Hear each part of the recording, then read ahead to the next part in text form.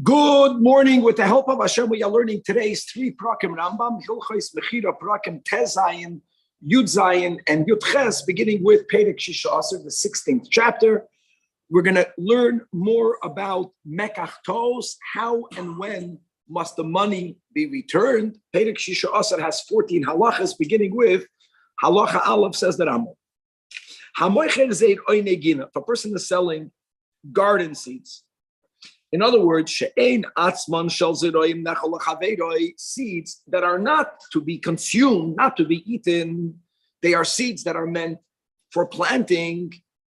Now such seeds at times are, so to say, defaulted seeds, inferior seeds that are not sprouting forth product. So the rule is that the seller is chayiv ba'achra yusan. This is all based on the rule of mekach to'os. This guy bought something that's supposed to produce vegetation, right? If you buy something for eating, that served the purpose for eating. But if this is meant to be garden seeds, it's not garden seeds. It didn't work. And on top of that, normally by mekach to'os, Yaron, what would you say? If I sold you this and you didn't intend to buy this, so the sale is retroactively nullified. I get it. I have to give you back your money, but you have to give me back this. Here it's planted. Here it's in the ground. That's the chiddush here. In other words, the guy that bought it did everything right. Mekach tos would mean not only does the seller have to give back the money, but that's the chiddush. And why is that? Does he have to get the money back? Because like we mentioned, if certain foods can be either or, this is not an either or. It's not either to be eaten because it would have served the purpose if it would have been for consumption. No, it was made to be garden seeds. And again, the chiddush is that the buyer won't even give it back because it's rotted in the earth. Doesn't make a difference. He gets his money back. However, but this is only if we understand that the seeds were defaulted seeds. However, if there was a reason why it didn't grow, is because, let's say, there was a tremendous amount of hail or other reasons why whatever was planted in the ground wouldn't grow, that ain't a chayv ba'achra yusan. Because if there was hail, even though we don't know for sure, but at least the seller can claim, I gave you good seeds. Shema machmas habarad like something. You want to get money out of me. Halacha beis, in contrast, if what the sale was seeds that are to be eaten, like wheat, like barley. Now, by the way, wheat and barley are not only to be consumed, you can also plant them. But in a scenario where there was an option of them being consumed and the buyer goes and plants them, and they were not of good quality, they did not sprout. And even if the sale is about flax seeds, what's the unique thing about flax seeds? That there is a majority there. Most people buy them for planting. And again, these were defaulted seeds that were not sprouting. The Rambam is writing that since some people buy them to eat, as long as the buyer did not explicitly say, I am buying them for planting, for him later to claim it was defaulted seeds. He never said that. The seller says, what I sold you was good. It was good for eating. Then, but if the purchaser says it clearly that I'm buying this, list that up. If it did not grow because the seeds were inferior, then and the same rule goes to things that are sold l'refuah, to things that are sold for dyeing. In other words, in all of these scenarios, even if, right, they could be used, let's say, for another purpose, as long as this was sold, the norm for refuah, if it didn't work, if the medicine didn't work, not because the guy was sick, but it was not good medicine, then the money has to be returned. And again, the chiddush that Rambam is beginning this chapter with is that normally the purchaser has to give back that item. Here he can't. He doesn't have to, and he gets his money back. Halacha 3, mikan atolamed. That if a person buys something Mekanat Lami, that the loikeach doesn't always have to return it. Now what if a person buys something and he notifies the seller that I'm taking this item to another country to sell it there? If and when that item is only discovered to be an item with a blemish, an item that will evoke the mekach to'us while he's in the other country, here also, he doesn't have to schlep it back to return it to get his money back. He gets his money back regardless. The seller cannot say, okay, you find it to have a mum, mekach to'us, seder, hachzir li mikri, bring it back, and I'll give you your money back. No, the seller cannot say that. The seller owes him the money. The seller has to make the effort to go and to bring it back from that location, or to bring it back, or to sell it over there. Now, once the purchaser notified the seller that it has a blemish, in other words, mekach to'us, from that moment on, harehu b'reshus moicher, and therefore, if something happened, right, not that the loikeach was negligent, it was stolen, it was lost. Whose loss is it? The seller's. The buyer will get his money back. And we're going to have, it makes a lot of sense, but it's good to speak out these scenarios. Because again, we're going to have scenarios later that it's not so simple, that the buyer is going to have to give it back. Not in these cases. You plant something, how is he going to give it back? Rot it in the ground. If the guy knew that it's being sold in another country, it's in another country. The transportation back is expensive. But he has to notify him. In other words, when does the mekach to'us kick in? And now the seller owes the buyer the money. The mekach is the owner of that article from when he was notified. But if someone buys something and he did not notify the seller that he's taking it to another country, and he did take it to another country, and here he discovered that it's blemished, and again, it's blemished mekach to'us, but the seller never knew that he's taking it to another country. Here's Paskins the Rambam. Now, it remains under the custodianship of the Likeach.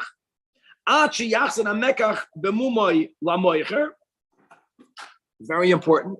And therefore, notes here, he'll only get his money back when the article is going to go back to the seller. All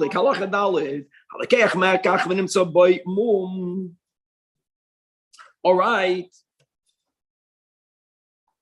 Now let me just add a word again. When in the scenarios where the purchaser has to give back the article, mekach to'us, guys, mekach to'us means that there was never a sale.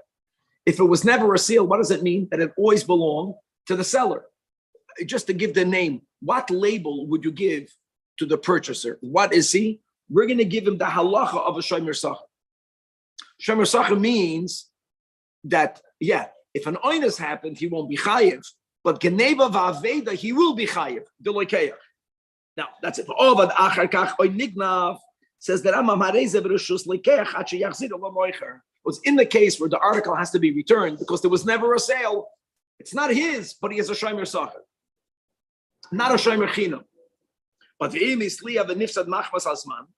if something that happens with time, there was zero negligence because of the purchaser, like it got moldy, it got wormy, then it's b'reshus moicher. Because don't forget, oinus, even a shomer sacher is patur on an oinus.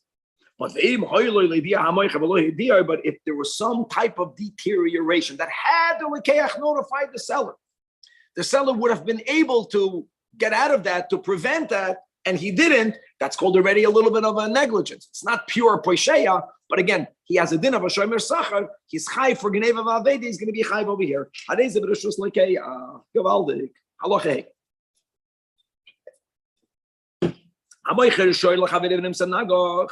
Person sells an ox. Turns out that this is a goring ox. So what is the purchaser trying to claim? Mekach to'us. The seller can say, why is it mekach to'us? Right? Like we learned in the beginning of this chapter, seeds can be planted. Those seeds have to be better seeds. They have to sprout. Seeds can be eaten. For eating, it's good enough. If an animal is being sold to be slaughtered, who cares if the nature of the animal while alive is a goring animal? Doesn't make a difference. Maybe beruchnius, the people that eat the meat will becoming goring behemoths also. But let's say we're not going with that. Then the seller can say, not mekach to'us, l'shchita mechartiv loch. It was sold for shchita. he can only claim that the moicher and not allow for mekachtos to kick in when this guy buys for both. He also buys it lacharisha, and you don't want an animal that you're using to work with to be a goring animal, but you also buy it to shchita. That's the only this lekeach is not a butcher. He only buys cattle for work. Then halacha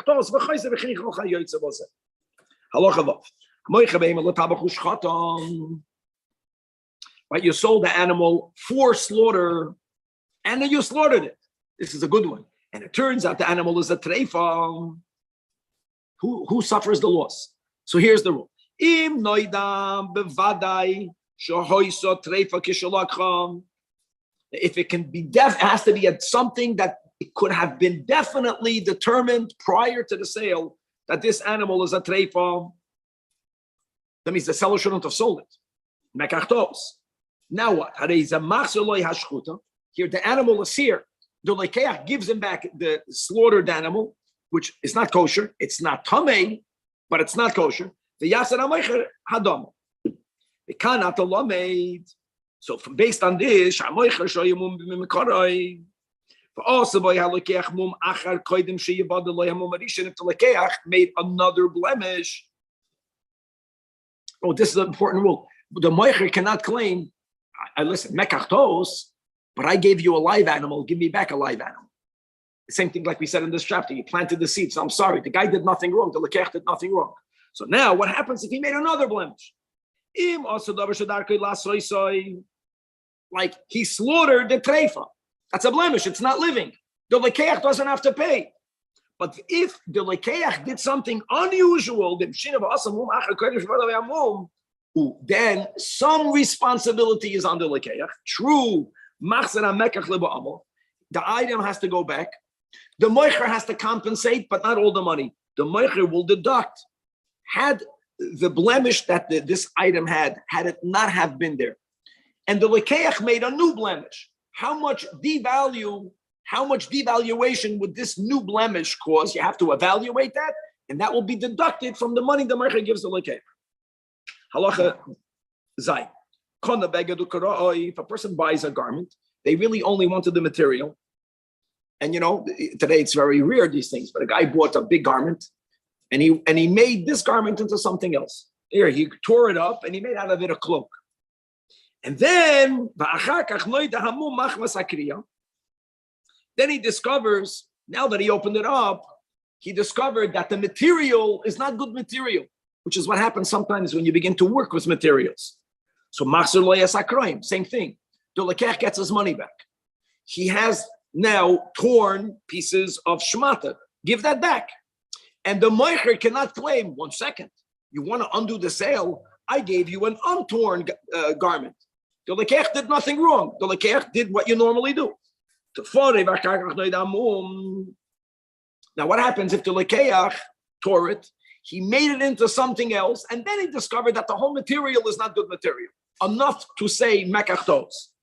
Now, if he's going to give it back, there's another problem. What's the other problem? Akan, it was that he's giving back to the moicher something of less value. Here, the lekeach, if he did a good job, might be giving to the moicher something of more value. So the halacha is, imish biyach, the lekeach gets compensated for the added value. Because don't forget, nekachtos means there was never a sale. So the moicher had something, he's not a moicher. Moicher is Reuven, the lekeach is Shimon. Shimon is not the lekeach. Shimon went ahead and he added value to something that belongs to Reuven. And he did so legitimately because at that time he thought it was his. Then he has to be paid for that. How do you evaluate the compensation? Because he's acting like a problem, right? He can't be compensated for his own time.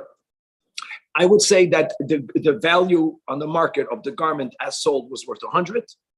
Supposedly, if it would have been of good material, we discovered the material 100. Now that it's into something else, it's worth $120.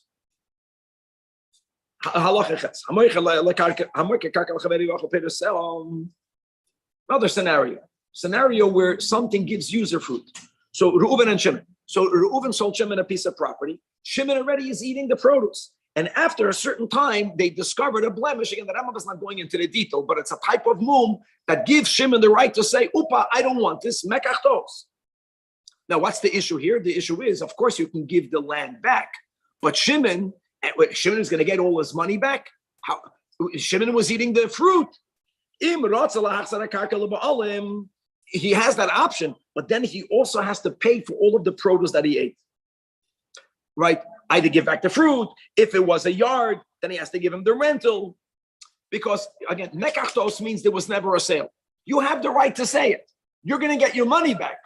But you ate paytas, pay for the paytas. Halacha 9. If you remember yesterday, we learned that really there are two types of blemishes. There's a type of blemish that is recognizable, and there's a blemish that's not recognizable. And now v'avad, that item became destroyed. But why did it become destroyed? It became destroyed, it got lost because of that blemish. In other words, the lekeach is unable to give it back, but not stam. He has a good justification, the lekeach. I'm unable to give it back is because of the blemish. I can't give it back. Then he gets his money back, even though he doesn't give it back. By the way, that was the case of the seeds, but now we're going to have other applications. Gives a great example. And guys, when you buy an ox, let me go again. When you buy an ox, if it's l'shchita, this is not called a blemish. If you buy an ox to work with it, to keep it, to whatever with it, certain oxen don't have toichanes, they don't have their teeth. They don't have the teeth, then they can't eat. And the guy never knew about that. Turned out that he didn't eat, mitamol, he died. That's a good example that because of the mum, the lekeach cannot give back the item as he received it. That's all part of the problem here. The lekeach added it to his herd, and he put food in front of all of the animals. The lekeach didn't know that he has to look out for this one. All of them were eating. He never knew that. And what's the geshem at the end? He died of hunger. So here again, not only does he get his money back now, he gives the carcass back. But the moicher cannot tell him, give me back a living animal and I'll give you back your money. But the Lekech says, how can I give you back a living animal? It died because of you not disclosing the moon. All he needs to do is to give back the carcass. The Yach says, and the moicher gives back the money. Even if the moicher not know of the blemishes? The moicher, first of all, even if the moicher, 1 second, if the moicher didn't know his next halach, very good. Very good. Who delivers it back, Rabbi? Huh? Who delivers it back? Or is it picked up? So that's the thing. Good point. So let me just add to your question. The Rambam wrote in this chapter that if the seller tells the buyer, I'm going to a faraway place, then the moicha has to pick it up. Mashma, that the lekeach has some work. There is a certain amount. If they're local, halacha yudal. Now, what happens if the seller is a broker? The pshat of a broker is the seller also did not know. That's the pshat. That's what you're saying, but he's giving a practical case. In other words, if I grew up, if I raised those cattle, I would know them. Let's go with that assumption. If I'm a broker, many brokers today, they don't even see the merchandise. Never even goes into the warehouse. They're a broker. It goes directly from the original owner. They get their cut. So here, the moicher has less responsibility, but let's go read it inside. So, meaning, what's a safsar? A safsar is a middleman. And the word is, this seller never keeps the article with him. And it makes perfectly sense that he didn't know that the animal had a blemish. Let's go to the same blemish. There's an ox that has no molars, it has no teeth.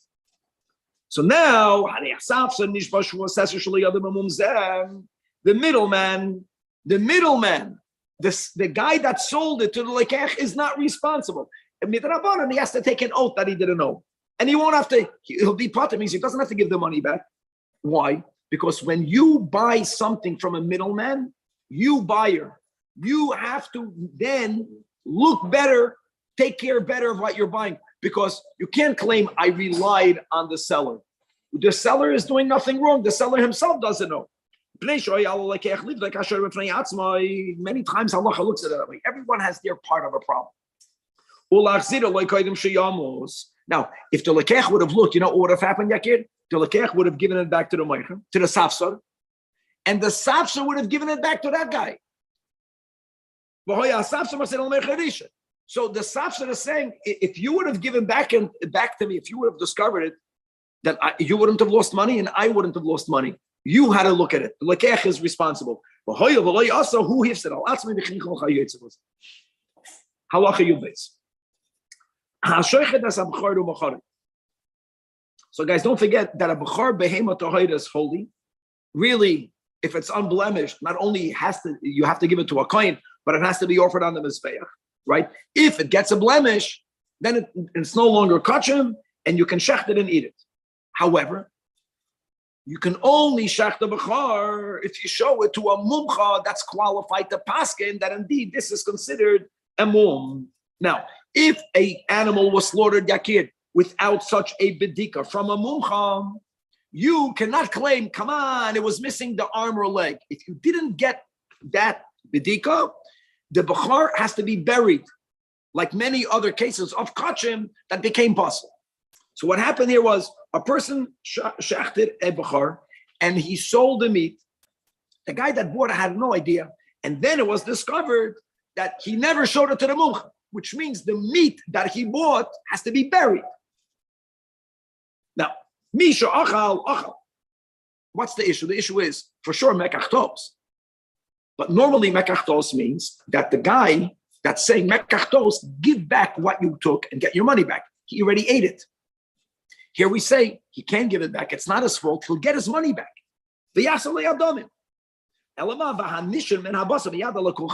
And all of the remaining meat that's not eaten also doesn't have to be given back. What do you need to do? You bury it. You cover it. And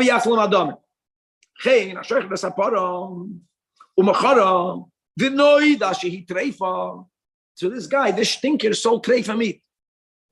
So you can't give it back anymore. You understand? So Misha Achalacha. And you'll get your money back even though you're not returning the treifa. However, if whatever you have left, and he'll get his money back. Who brings the korban for eating treifa, or what happens there? Story. For eating treifa, there's no carbon because treifa is a lav. Just to know, if a person eats chaylev, the chayiv carbon. Difference. In other words, you only bring a carbon chatos for something that if you did it, you would be chayiv kares. And for eating treifa, it's a big lav, but you're not chayiv kares. It's amazing. Like eating a chazer is not chayiv kares. Eating chaylev is chayiv chatos. Okay, now 1 second. Now, what is important, Rambam in middle, is that there is a difference between Isurei Doiraisa and Isurei Derabanan. So paskins the Rambam, so we paskin also. So what we're learning right now is that whatever you ate, and you get your money back regardless, is because you ate something that was asen midoiraisa. We're going to learn soon that if a person sold asen midorabanan, asen achila midorabanan, which you shouldn't have, what you have left, you give back, you get your money back. But if you already ate it, you're not going to get your money back. Let's keep on reading. This is a big halach. It's halacha yudgim. A guy buys it. Okay, he didn't even know Yakir that it's treifim. He sold it to goyim, or he ended up feeding it to the dogs. Now let me explain something. When I buy meat as kosher meat, it's more expensive. Food that I will end up reselling to goyim, food that I will give to my dogs, normally I wouldn't do that with kosher meat. It has value. I have hana, but it doesn't have the same value as kosher meat. So now you can't say that the guy should get all his money back because he had kosher hana. So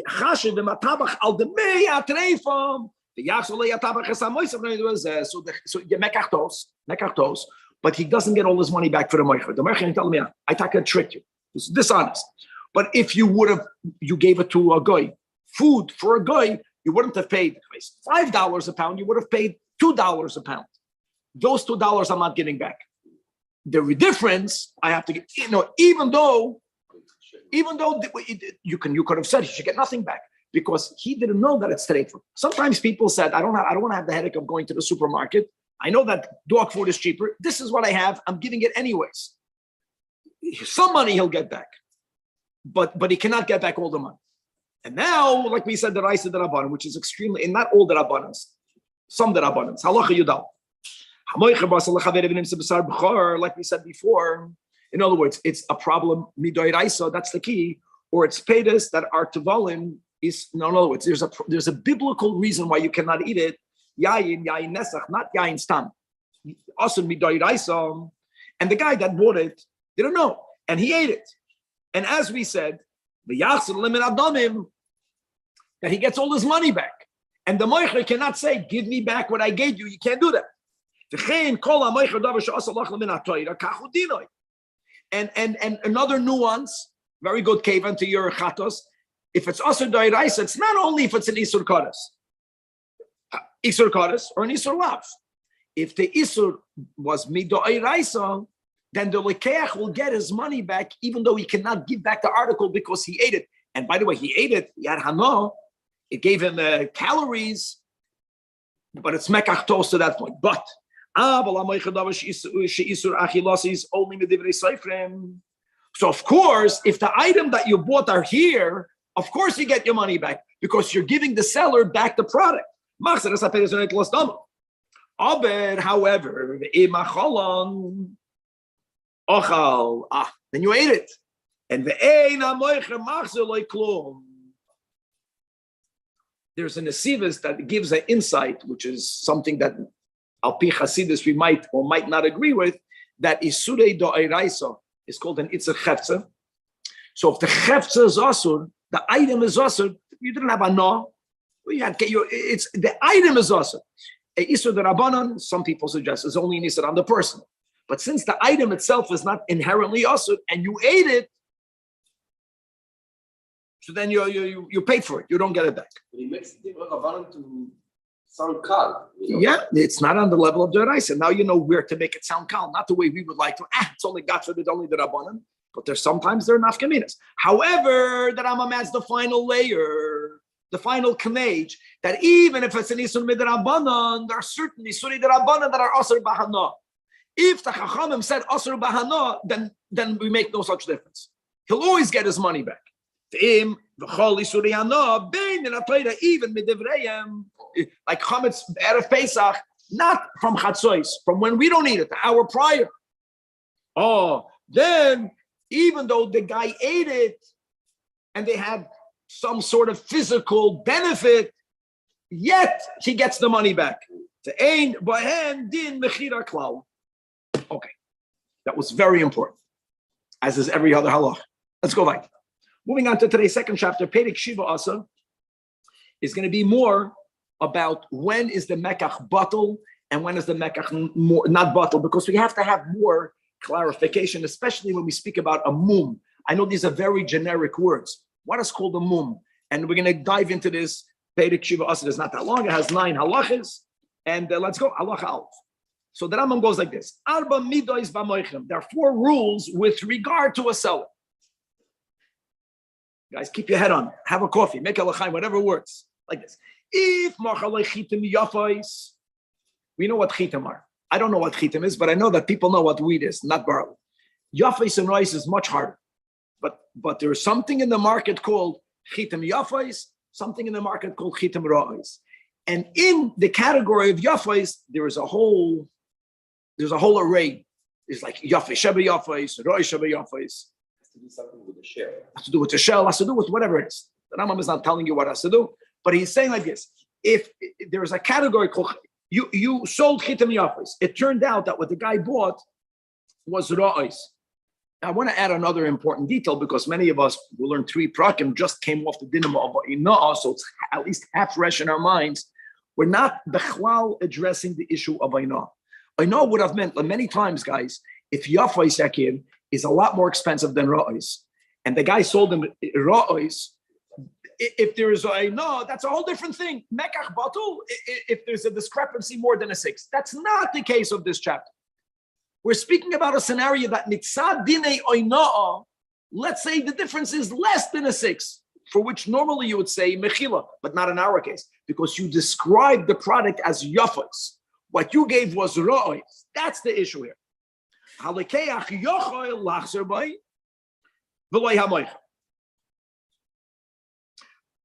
In the opposite, same in the other direction. If they made up, I'm selling you chitim ra'is. The moiched gave him yafais. Now again, guys, if there is a financial discrepancy, that's the prakim of oina. We're not repeating it. We're speaking about a scenario where mitzad dinei oina, everything would have stood. You know why it might not stand? Because of the mekachtos, you didn't get what you made up. You didn't sell. The seller was agreed to rois. He gave yafais. So hamoicha yachalachsabay, but not the lekeya. You know, Yakir, if I sell apples and if I agreed apples and I gave you oranges, both parties can say mekachtos. Here they can't because chitim. You get it? So elama, because it's called yafa, it's called ra'is, that only allows the losing party to say mekachtos. Now, in the category of ra'is, but like we said, there are many levels of ra'is. V'nimsu ra'is. Let me tell you what I mean. The seller agreed for a very low price because it's ra'is, but the seller had in mind to give him the worst of the worst of the worst. We can go that way, and he gave him staka ra'is, but it's the better of the ra'is. So the Mechana says, "Oh my God, for that I would have wanted more money." He cannot go back on that because chitim ra'is. Same or the opposite. Yafais v'nim to yafais. No, it was the lekeach agreed to a price because the lekeach thought Yakir he's getting like the best of the best. He got the best, but not the best of the best. Exactly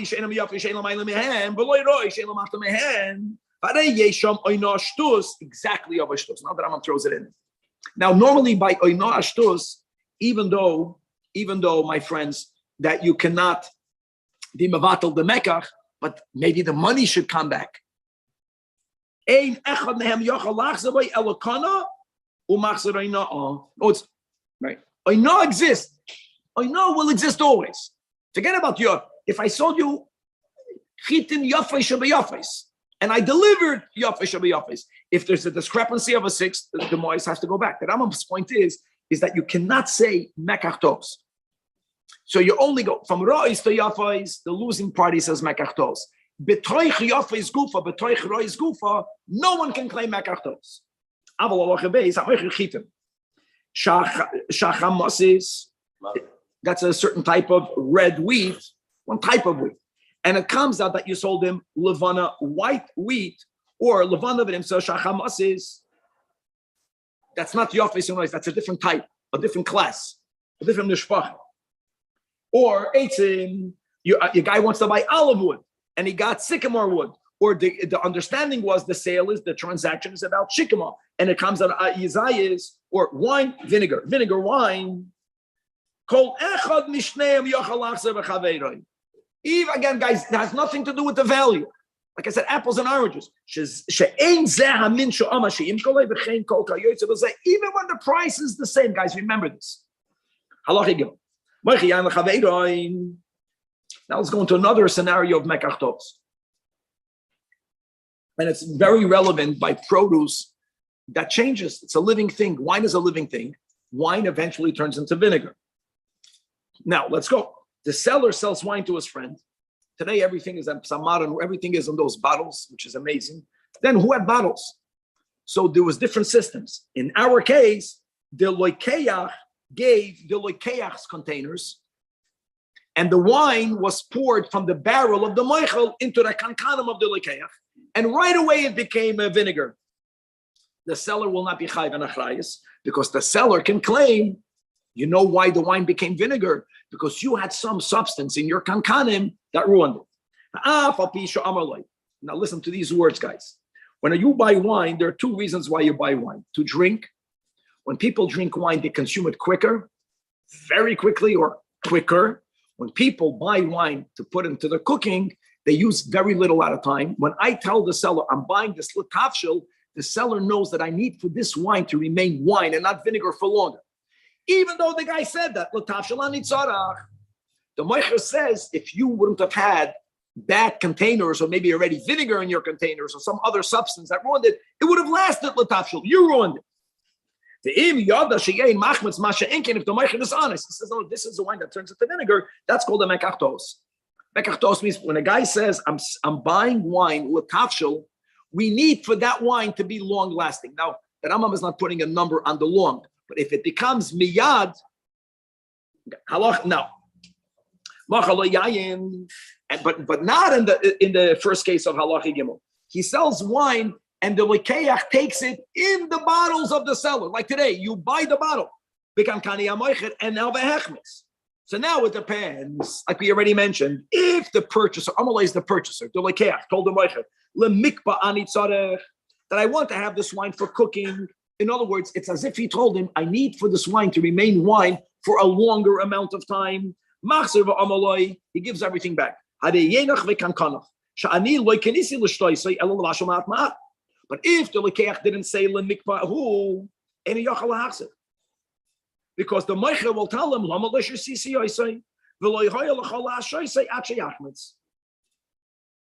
now it doesn't say vehechmetz miyad. You have to get that. In the beginning of al it says vehechmetz. How do you define the miyad? I don't know. But in other words, what I'm trying to point out is that even in this case, if vehechmetz miyad, he'll get his money back. It has to be within the realm that if the guy Taka would have consumed it, it would have been wine. Say it lasted for 2 weeks. Should have made a fambrengen. I didn't know. You never said limik. Halachadal. Now let's go to a barrel of beer. Okay, so here you have kankanim. Here you have already barrels. It's bigger. Whatever. A guy is selling a barrel of beer, and the barrel here is from the moicher, and beer also the hechmitzah. So yeah, at least we're giving time. If it was b'tech shleishi yamim, it's in the barrel. The moicher cannot blame it on the barrel. It's the moicher's barrel. Hadeisu b'reshus hamoicher umachzer es adamim gevaldik. Now bekan ve'elach after 3 days, And he gets the chametz back? gets all of his money back. No, I understand the seller. Is he getting He's getting back a bad beer. Yeah. But mekan ve'elach b'reshus lekeach. And again, just to add, and if the moicher poured the beer in the barrel of the lekeach, the moicher is never chayv and achrayis, even if it became vinegar. Halacha hey, in order, he knows that the intention of the buyer is to resell it slowly. In other words, that's it's not to consume right away. I'm not buying it for you to tell me you should have drank it. No, when it came to half of the barrel, it became chametzik, or a third of the barrel. So the din is whatever remained, he gets a refund. But if the lekeach did anything that changed the barrel, even only the location of the spigot, and you didn't go on that Yom HaShuk to sell it. You were lazy that day. You went on vacation that day. Maybe even if you were sick, it doesn't matter. So then the Mecher says, what I sold you, you could have sold ma'at. The fact that you didn't go on days that many people will buy, that's on you. See, it's not so pashut, it's to apply it. This is a unique type of business. Business is that one guy comes with the capital, the other guy comes with the work. That's their partnership. So the owner really owns the barrel. Reuven owns the barrel. Shimon doesn't even pay him for the barrel. You understand? Shimon's part of the deal is Shimon schleps it to that location and he sells it over there.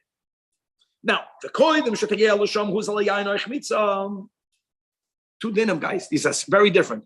The latter one we get, it became vinegary, or pasha, the price of the wine went down.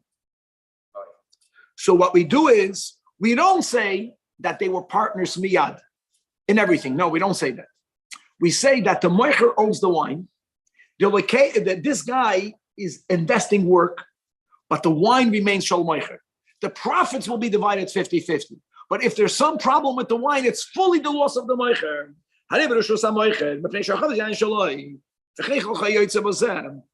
You understand? And we don't say, since their agreement was to split the profits, so let this guy that's doing the work already be considered a partner in the barrel. That's not the partnership. The partnership is that the material fully belongs to one. The work is fully of the other. And based on that, they're splitting the profits. I'm selling you fragrant wine. Now, how long does fragrance remain in a wine? How long do we expect it? Just for you to know, the hotter, the more fragrance gets lost. So in Miami, everything smells bad. Just kidding. It gets hot. You understand? So Chayiv Lahamad that says it doesn't matter when you bought it. It's once it's after Shavuos, the moicher is not chayiv and achrayis. He says tkufas. It's called tkufas tammuz, right? Tkufas tammuz is already the summer. I sold you yayin mevusam. Something external made it ois mevush. Amalei, he tells him yayin yashan ani moichelach. I'm selling you aged wine. Aged wine means that it is already in its second year. If he uses the words miyushan, then mishal shaloy shanim. Guys, shaloy shanim means including this year. It's 1 year more. Yayin means this year's gas. Yayin yashan means it's in its second year. Miyushan means in its third year. But I'll tell you more than that. Not only in its third year, but it has to remain fresh until the end of the third year. When is the end of the third year? Sukkot. Just to know that. Because Sukkah is, everything goes on the Holy Land. The Zman HaBatzir is during the holiday of Sukkot. That's the time of Batzir. And that's what Yain means, that this is wine that will be good all the way through the time that it's even called Miyushan, the whole third year. Now the Rambam says a big klal, and you have to go back to everything that we learned. You say yayin fragrant. There is an accepted understanding of how long does it have to be fragrant. Many places have such definitions already. So then, hakol keminik hamadina. The halacha won't trump the minik hamadina. The halacha steps in. If it was not clear, then there's a standard halacha. Now, clear doesn't even mean that I knew the minig. If there is a minig hamadina, it was upon me to know what that is. If everyone has a certain way of doing business, that's the way it works. And all businesses have a minig, just you don't know it. And when you get into a business, you discover. Whenever you provided a service, what's considered job well done, what's not considered well done. There's a lot of gray area. And once it becomes a minig hamadina, it's binding halachically, because that's the norm, accepted, unwritten contract. Halacha zayin. I'm selling you an entire cellar. It's more than that, but for cooking. In other words, the wine has to last much longer. Okay, that's martiv zeh. Guys, there's a zeh, there's no zeh, everything is important. So first case is, I'm selling you this cellar, this martiv, and you should know it's not stam wine that has to be consumed right away. I'm the seller. I'm boasting. I'm saying this wine is even good for cooking. Or shemachalei martev shel yayin stam. He didn't say the words zeh. On the other hand, he never said that it's even good lemikvah. He didn't say that in this second case.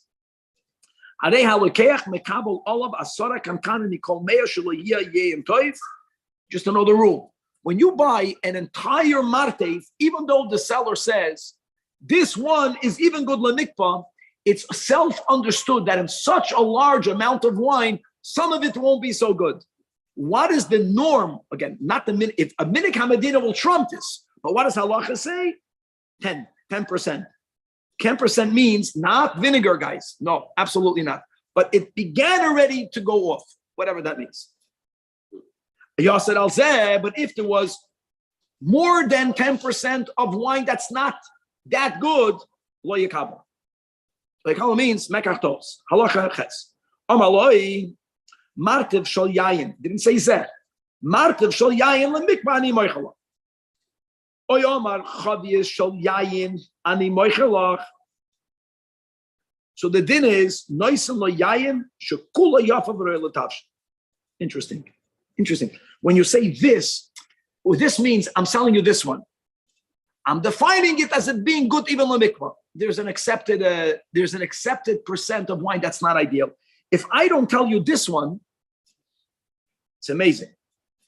I'm chayiv to give you something shekula yafa, because that's what I said. I said martiv shel yayin lemikva ani moichelach. Because when you say this, there's already a amazing. It's already understood that some of this doesn't have to be as good as you're describing it. When I'm giving stam, then the moicher is chayiv to get the best of the best of the best. Imagine the opposite. You don't cook with them. Think it makes sense. Think about shidduchim, how it works. Getting you the best shidduch. He, you know already, he or she will have some defect. It just when you say it's a good shidduch, there's a certain accepted default. beyond which you're saying you tricked me. Amalei martiv zeh shal yayin. Noisem lo yayin hanimka b'chanus. What is martiv zeh shal yayin? You didn't say lemikvah. You didn't say lemikvah. You said zeh. That's double negative. You can give someone. There's more tolerance of imperfection, but to what point? When you go into a store, wine of the quality, which means beinani loy rav loyaf. Amalei martiv zeh ani moichalach. But he didn't even mention the word wine. Then the halacha is, if you said, I'm selling you this cellar, you didn't say the word wine, even though the barrels say on it wine. It's important to know that. When you're buying this, you have to check what this is. The moichel didn't describe it. See, the more the moichel describes it, the more the moichel is liable. I'm selling you this cellar. Even if it's kulei chametz, he giyoi means the lekech has to accept it.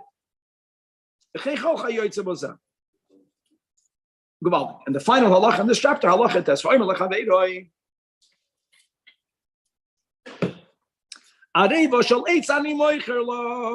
I'm selling you a wooden kneading utensil. Now they would take a big log of wood, push it, and they would carve out, they would hollow out the area where you would use for kneading. Question here is, am I chayiv to give you the wood, or am I chayiv to give you out a hollowed out wood? Areva shall eitz, areva, or koiras beisabad ani moichel, something similar. There's no hollow in it, but for the beam to actually be used in an olive press, there has to be some work done to the beam. It's not a natural, raw log. It was polished. It was the splinters were taken away. That's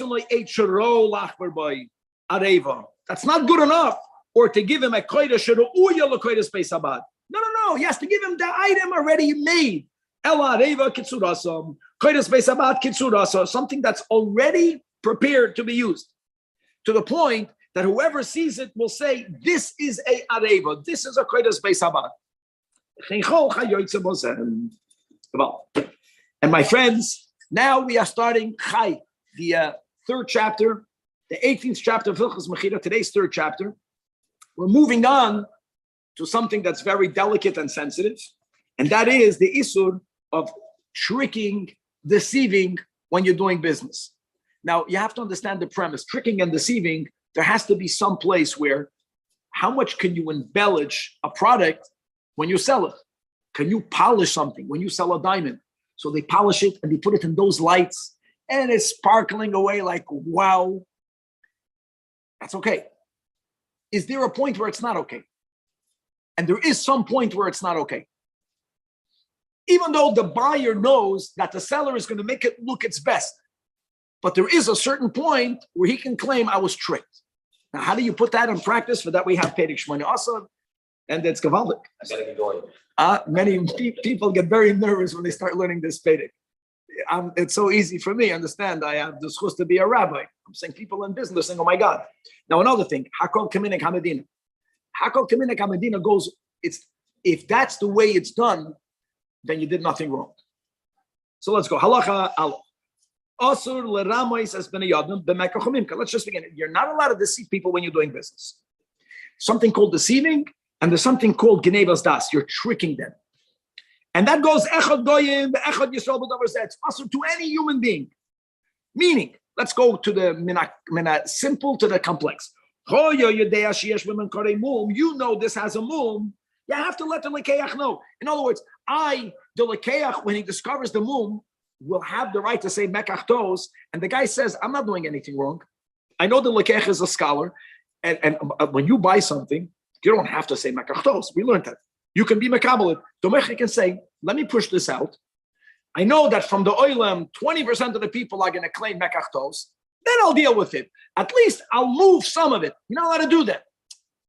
If you know there's a mum, you can't sell it stomach. False flattery, the false flattery that the Chazal give is that you are inviting someone to your house when you know they cannot come. You want to show them how much you care for them. You would never invite them if you would think they would come. You understand? That's called, or any other types of words that give the impression which is not the emes. Oh my God, God forgive us all. But I'm saying it like this is a high standard of emes. Halacha beis.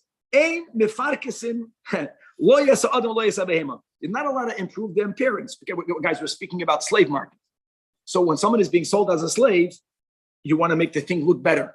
So you're not allowed to improve the appearance of a person as a slave or of an animal. Or of someone old. See, Adam and a behemoth is called old. You can't make something old look new. But you are allowed to improve something that is already new.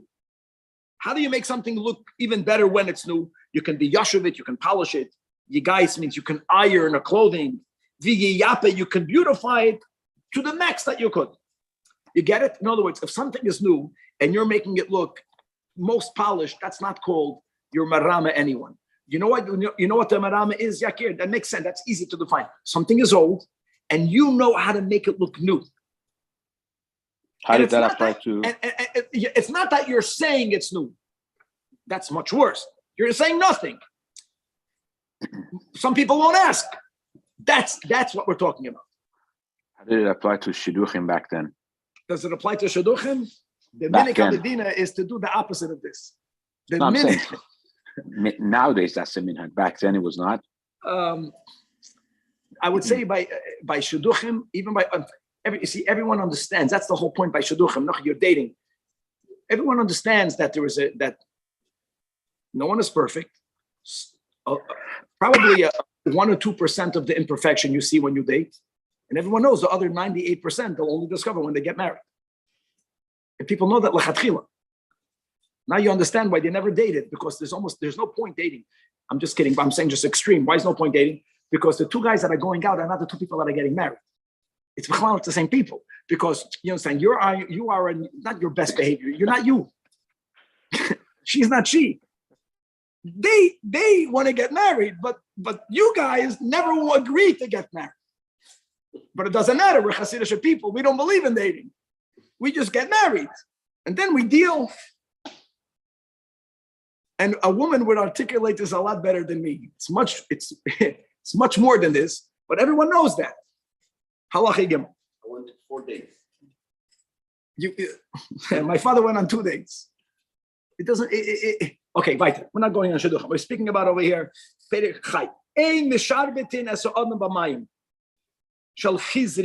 You cannot feed a person water in which bran is cooked, because when people eat that right away, their face becomes swollen. And even though we're living in a world where everything thin is considered beautiful, just to be aware that not that long ago, for a very long amount of time, the fatter you were, the more beautiful you were. So, don't eat lakshin right before a date, because you're gonna look bloated. That's not you. We're not speaking about shidduch. We're speaking about on the slave market, just for the record. You cannot paint your face with rouge. You're giving your cheeks a reddish color. You're pale like a ghost. You understand? It's fake. That's called makeup. You cannot blow up the intestines of an animal that was slaughtered, because imagine you blow up the intestines with air. The guy thinks he's buying a gesunte behemoth, garnish. And you can't even soak meat in water, guys. When you soak meat in water, the mara of the meat changes for the better, but it's fake.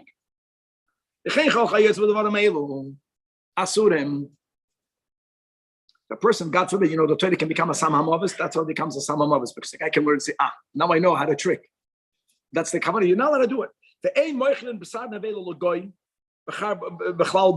Including in that is that even though the guy would have bought nevela, don't say it's shchuta if it's not. That's called your going of das abriyos. Doesn't matter that he would have bought it regardless. Halacha dal. Now, mutar lava yasagrisen. You are allowed to remove the husks, right, from from these how does he touch grisen? From the beans, from the kernels, you are allowed to move the husks. But you know what? When you move the husk, it looks a lot better. You know what you can do? You can't have a big package and only on the top layer remove the husks. So the guy thinks the whole thing is already removed. That you can't do. No, it's either remove all of the husks or leave all of the husks on. Because you're creating a false impression. And again, we're not speaking. If someone goes and says, "Oh, I removed the husks in the whole package," the Rambam is not that. Of course, is awesome. We're speaking about I'm taking my risk. Some people won't ask, and they're going to be under the impression, and then we'll come back and you say, "I never told you that the whole thing is removed, and you can remove it. Remove it. You were going to have das vrias. Because it gives the impression that everything is already bottled. Now we're going to speak about practices that is permitted. There's a common minhag. Yeah. You have a store and you're giving out freebie lollipops, freebie nash. You're doing that for the children of the shvachas to come. Now, they don't have money to buy. But mommy, no, I don't want to buy. You don't shop in this store, shop in that store. Why? That's what the guy's doing. He's using their kids, their shvachos. He develops a relationship. We learned yesterday, the lost leader. For them to come back. That's a lost leader. Or, you are allowed to make discounts. Why are you making discounts? Not because you plan to always discount. You're making discounts. You want to add you want to increase your customers. Once you increase your customers, the guy, the competition won't have enough, he'll die. He'll close shop. Once he closes shop, then you pump the prices up. That you could do. But that's accepted business practices. Because that's the way, in other words, that's the norm. People compete, even though the kavanah is not for you to lower the prices forever. Lowering the prices to move the other guy up. Then you plan to move the prices up. So be it. Halacha. Guys, we're going to get into details about this. You would imagine you're not allowed to mix together two batches of the same species, even if it is chadashim b'chadashim. Chadashim means something that was freshly harvested versus something that was already harvested a while back, which means it has a lesser shelf life. So to add in the chadashim sham yeshanos, that's mamish deceiving, because the guy thinks he's buying chadashis, and you're chatanai, you pushed out some inferior. No, he's saying more. Even chadashim b'chadashis, because even chadashis, guys, it happens to be some batches last more than the other. Mixing them together is good for the seller because he's covering his bases, but it's not fair for the buyer. And even in the case where it happens to be that produce from last harvest is more expensive than the fresh one, you can't do that. You know why? Because maybe the reason why the yeshanin is for Yerket, it tastes better. But if someone is buying something to store, not to eat right now, and then you know that this can only be stored for a year, maybe that's your kavanah. You want to buy new ones. You don't care if it tastes delicious. You're not planning to eat it. You don't know what the guy is buying it. Don't deceive. Maybe Ratza Leyashnan. And if he's Ratza Leyashnan, that means if you want to keep it for a long amount of time, you don't want to begin with something that's already old. Even though if you were to eat it now, it's better, this point was better, and you would pay more money. Now, another thing, there's an exception made when it comes to mixing. See, paytas you cannot mix. But by wine, there are certain mixtures that are good for the lekeya. For example, you can mix la'aret kasha. Kasha means strong wine. Strong wine is too strong. Some wine is very light wine. That means if you have a vineyard, I don't know, today you have a million types of wines. You have one type of wine. And you want it together that it shouldn't be too strong, it shouldn't be too weak. So you're taking different batches and you're mixing them together, that you could do. But when? Only bein hagitois bovad. Bein hagitois doesn't mean in between the barrels. Bein hagitois means during the time when the wine is fermenting. That is where these mixtures is for the good of the wine, which means it's for the good of the lakeya. They play because then it improves it. Now, another thing. If I'm mixing two batches, but I'm not adding a little bit. See, many times, why would people mix to be marama? They would mix because I know this wine is not that good. I have to get rid of it. No one's going to buy this. If I add so much of the inferior wine that whoever will taste the current product will know that it has that wine, that's not called marama. So if you add a lot of it, even though I'm doing it to get rid of it, but as long as people know what they're getting, that's not a problem. The im hoya tamanikr will be because you added a lot of it.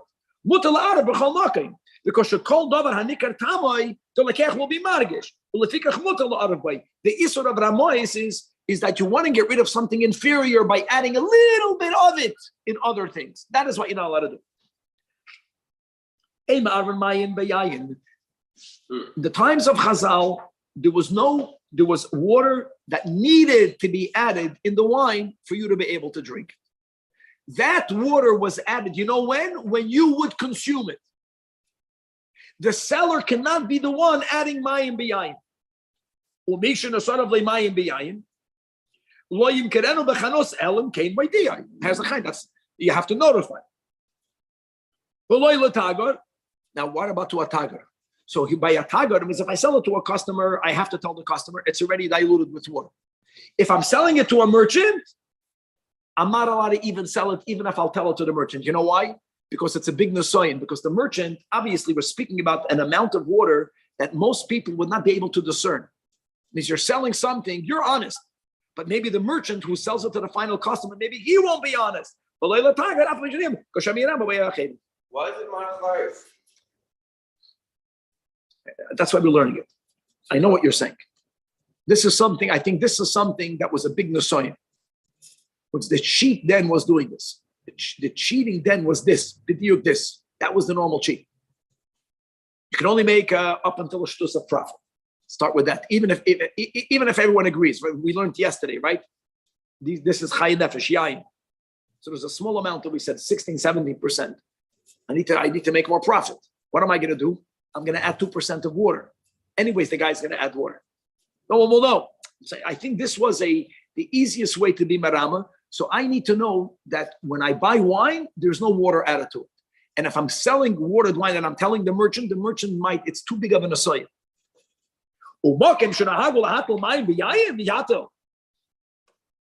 If that's the minig, that everyone already adds the water. But here again, benagitos means that water, just to know, the time, if not the guy that drinks it will add the water, do you know when water should be added?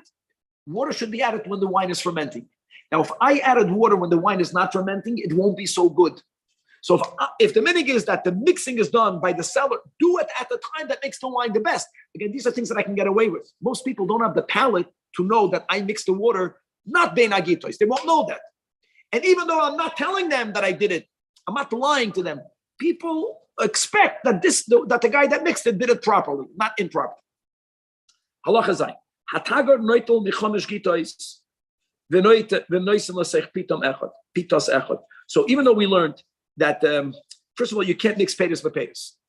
And then we learned there's an exception by wine, but only, right, we learned a kosher berach, which implies that if they're not strong or weak, don't mix. You know who that goes to, guys? That goes to you. You have a vineyard. What about a tagar? A tagar doesn't work that way. Everyone knows that. What does a merchant do? A merchant doesn't have land. Yeah, kid, a merchant is buying a little bit here, a little bit there. It's the norm that a merchant will mix. It's accepted. He'll buy some of this. He'll buy some from Reuven, some from Shimon, some from Label. A tagar can always mix, even from 5 different gitas, and he can put them into one pitas, one big, one big keli. Similarly, we said by going by peiros, but peiros, there's no exceptions. That was the beginning of Allah. A tagar could. In other words, if he knows this is inferior, and he knows that if he'll only mix a little bit of inferior, no one will realize that he's not allowed to do.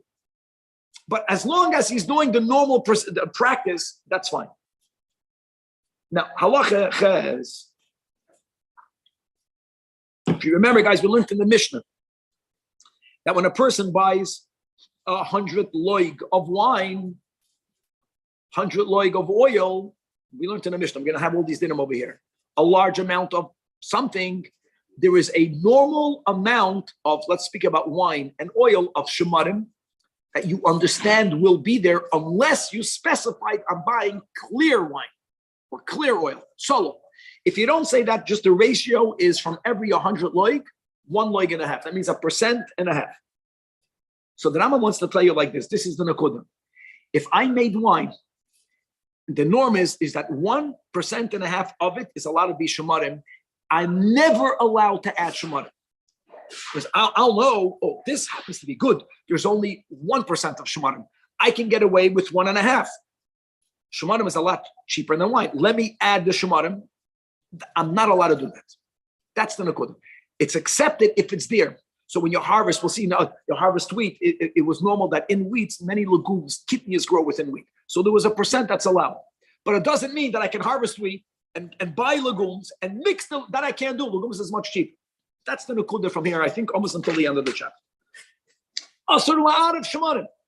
You can't add dregs. Bein b'yayin, bein b'shemen. You know what? Not even the most minute amount. Now the question is, why not? Why can't you do it? I can say by wine and by oil, because shemarim from another batch might ruin it. That's why. Shemarim is dregs. Dregs is that even today in the expensive wines, especially if it's not mavushal, in the bottom there'll be some residue. That's called shemarim. That's called shemarim. Now, va'afilu shemarim shel emesh, b'shemarim shel yoim asur. Aval im eira hayai mikli likli.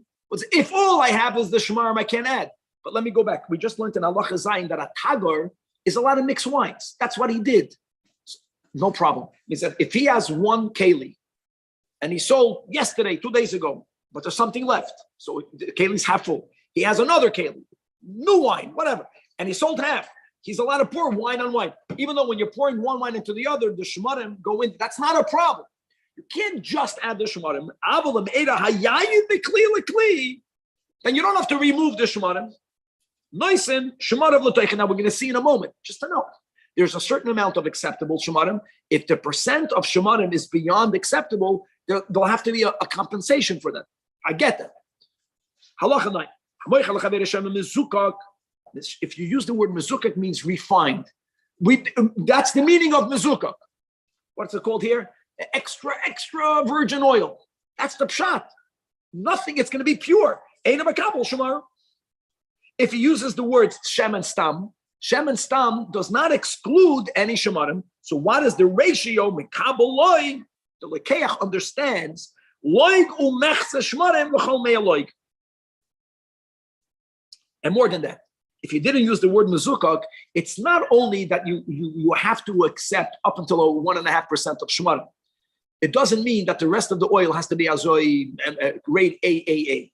Umekabel, and also bishar shemarim shemen achur ha'oil l'maylam al panei hashemen. You also accept the fact that the remaining of the oil will also have dregs in it. And you know what happens if it has dregs? Guys, there's dregs in the bottom. That's just shemarim. If the dregs are still within the oil, you know what the oil looks like? It looks murky. That's pshat. Okay. Yasar Allah shemarim do ma'asamak. So it's shem and stam.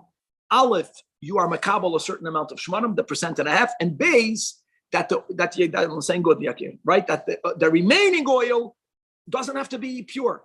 Not the guy says, listen, I accepted 1.5% of shemarim, but I wanted the rest of the oil. The rest of the oil can be murky. Which that's in the time of the year that had you taken the oil, then the oil would have been achur. Even though Nisan is a time that it's already many months after the oil is sitting in vats, so all of the dregs yakir go down to the bottom. So the remaining oil is then. So even though you're taking it a Nisan, if you bought it Betishrei, as long as you're getting, now just to know another thing, whenever people would buy for X amount of money, they would buy oil, Betishrei, they would get more oil for it because the oil is not so great. So as long as you're getting it b'midas Tishrei, which is larger containers, then automatically the lekeach knows he's getting something that's inferior. Why do you get a larger keli? Because of this unrefined oil. There's the dregs, and even the oil above the dregs is also not that refined. But if you bought it the midas nisan, which you're getting a smaller quantity, you know why you're getting less? Because you're kval tzalal hashemen.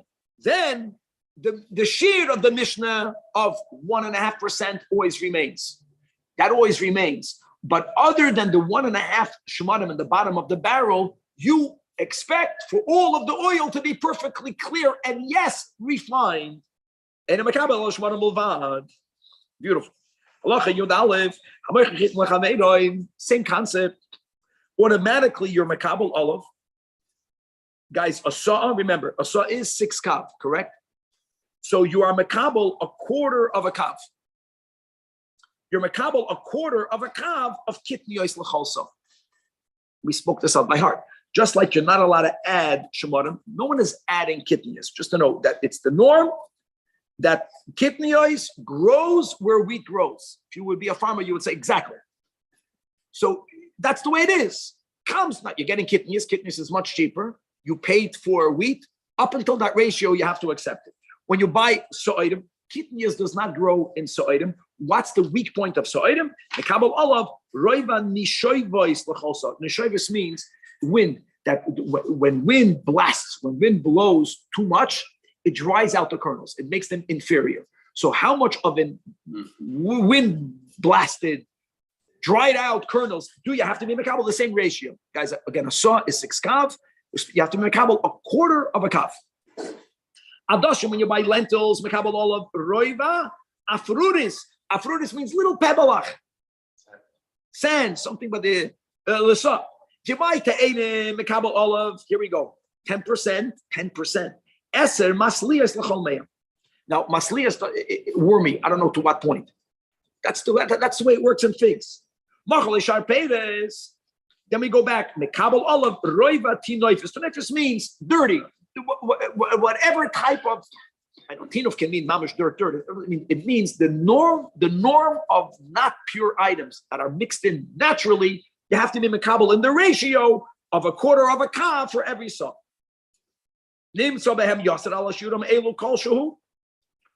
What would you think? You would think, based on these halachas, if the seller gave you more of inferior part, all you would get back is exchange that for good item. No, many people say this is a knas. If he sold you even a kol shehu more of tinoifis, then you give all of the produce back to the seller. The seller has to be manap. He has to sift everything. And he's going to give to you, you're not getting no money. The money was already given. You're going to get back 100% pure produce. Again, let's go with the pshat that this is a knas. We had this in the previous chapter. I think in America, the minig is that everything should be a lot purer now that we have the industrial revolutions and we have chemicals that kill, that they poison us to death also, but they kill the other things. You get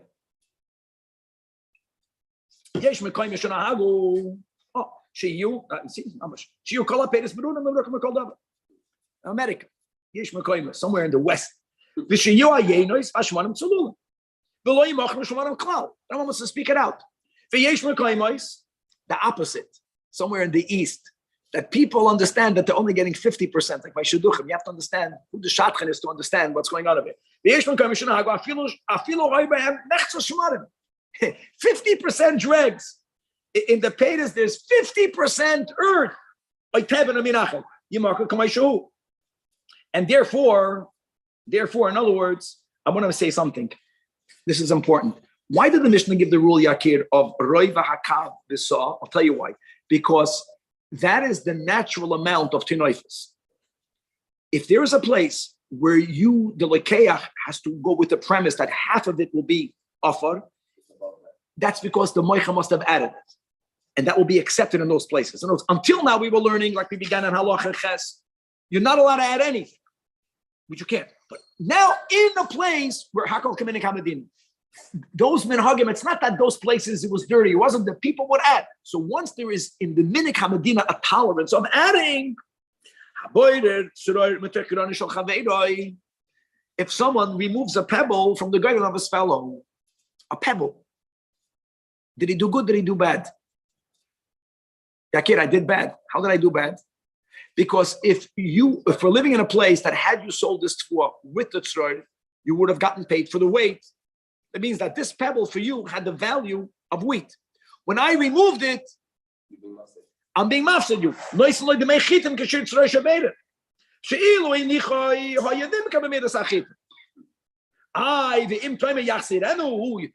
say, just put it back. So lefikach means, let me go back. The lefikach means since you're not allowed to add. So lefikach, since, but other than in the makim shenahag, you're not allowed to add.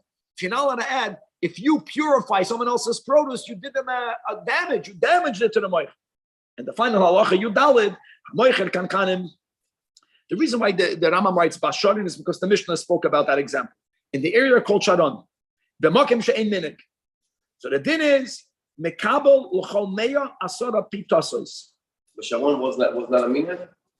No, it was no minik. It's just the way it was then. In other words, it wasn't a unique minik. Out of every 100 barrels, you will receive 10 inferior barrels. Guys, we're talking about the barrel, not the wine. When you buy barrels, you knew that 10% will be inferior, but there's inferior and then there's super inferior. They have to be at least attractive and fixed with pitch. If they're not even attractive, 10% doesn't mean that they can be to brach and a kalim that are not even that are not even fixed with pitch. They have to have a certain. It means even in the inferior, there's a standard to inferior, and if it goes worse than that, then you can say that what? You can say l'choyre, what the Rambam wrote before in Halacha Yud Aleph. No, I bought 100. I won 100. There is a certain point where now the moicher has to give everything that he claimed is giving. Chaver, to be continued. Oh, I want to say like this, guys, that I'm going Sunday to the Rebbe. So the 3 parakim of Sunday will learn Motzei Shabbos. And then it's going to be online for Sunday morning, but I just to learn it Motzei Shabbos and then Monday morning back to normal. God willing, coming back Sunday also. Sunday. Gewaldig.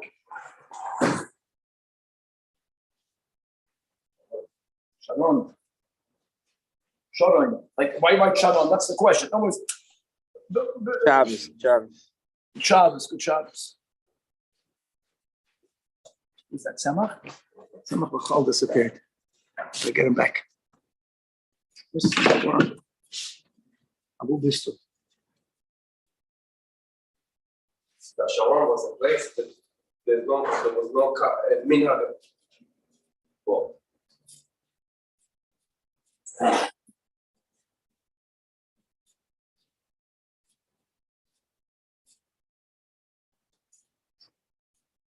you think it's the same Sharon that we refer to? Yeah. Oh, it's the same location. Yeah. Tzemach. Hello, Tzemach. Come back.